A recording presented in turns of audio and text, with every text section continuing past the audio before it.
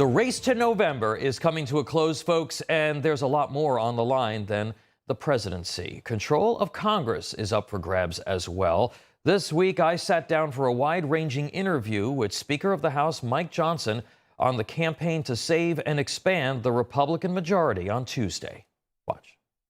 Mr. Speaker, pleasure to see you. You just celebrated your one-year anniversary of being Speaker of the House. You're in the middle of this campaign.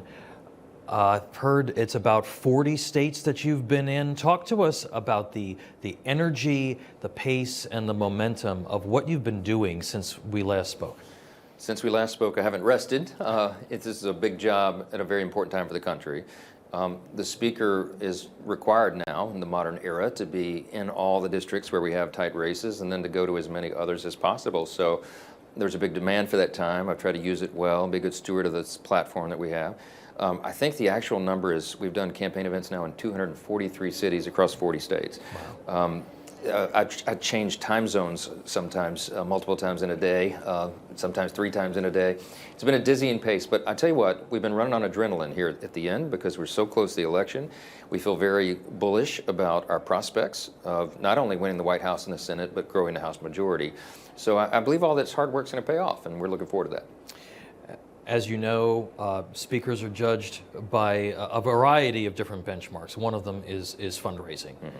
And talk to us about the money race, which we know is important. Democrats earlier on in the cycle were outraising Republicans. How have you been doing, particularly as this has come to a close, in bringing the money in to help get these candidates across the finish line? We've been working really hard at it. I did something that's been unprecedented in Congress, and that is becoming Speaker in the middle of a Congress, of a session. Mm-hmm. So there's no playbook for how to do this, and because I had never been one of the top 2 officers in the House on our side, I really had to start from scratch in building relationships with some of the top level donors in the country. Mm-hmm. But I'm grateful and blessed that it's gone very well, and we've been breaking records here towards the end. We broke the third quarter fundraising record of all time for a speaker, and not only my individual efforts, but also in the Speaker's endorsed super PAC.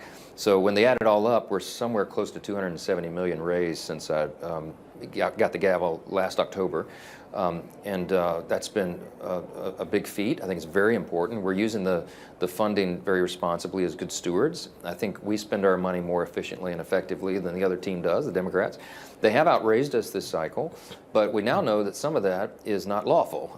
Act Blue, which is their online fundraising juggernaut for low-dollar donors, there are lots of stories circulating now about fraud that's been happening there. There's evidence being gathered that apparently they're taking large checks possibly from people in other countries, our adversarial nations, and they're breaking it down into smaller dollar donations and sending it through that almost like a money laundering operation. That's the allegation. So, yeah, and there is an investigation that's underway, yes, specifically about Act Blue. Yes. What's the next step in that, and how long will it take to get to the bottom of this? Because it's very serious. It's very serious. It goes to the heart of the integrity of our election system, and so that's a great concern to everybody. Our House Administration Committee has an investigation ongoing, but so does the FBI and law enforcement agencies. So I think at the end of the day, there will be accountability for that. But what I have to contend with between now and the time that's adjudicated is the avalanche of cash that they've gathered, probably in nefarious ways, maybe unlawful ways. And so we're having to contend with that. At the end of the day, the good news for us is that it's not ultimately about the quantity of cash in these races, it's about the quality of the candidates. And we have extraordinary candidates, and they're running very credible races. And I think for that reason, we're going to perform very well on Election Day.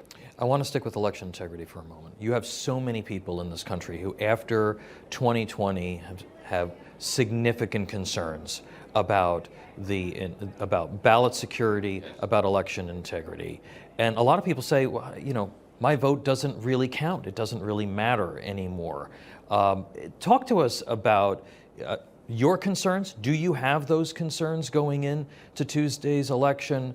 And what's your message to folks who feel like their vote doesn't count?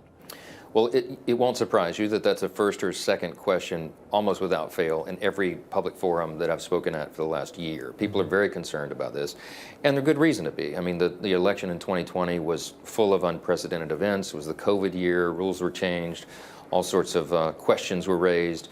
and that has left a lot of concern in the minds of a lot of American people. So the good news is, I have a long presentation on this, but I can tell you that there was a lot of good work done immediately after that election cycle, especially by the Republican-led state legislatures, and lots of measures passed to clean up their systems and make sure that the irregularities of 2020 don't ever happen again. We have a lot of confidence in that. We also have more people watching it now than ever before, and the Republican Party's done a very good job from the RNC level all the way down at the federal, state, local level to have more eyes on the process, to have precinct captains and poll watchers and volunteers to help with all this.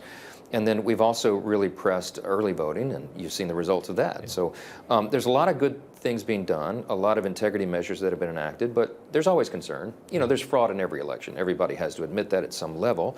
Our hope is that it's limited in its scope. And there's an infrastructure in place now Right. to help mitigate some of the irregularities that we may have seen in 2020. That's exactly right. And to your point, every vote really does count, arguably now more than ever, because we know that there'll be some non-citizens voting in certain places around the country. We tried to pass the SAVE Act to prevent that, but Chuck Schumer stopped it in the Senate.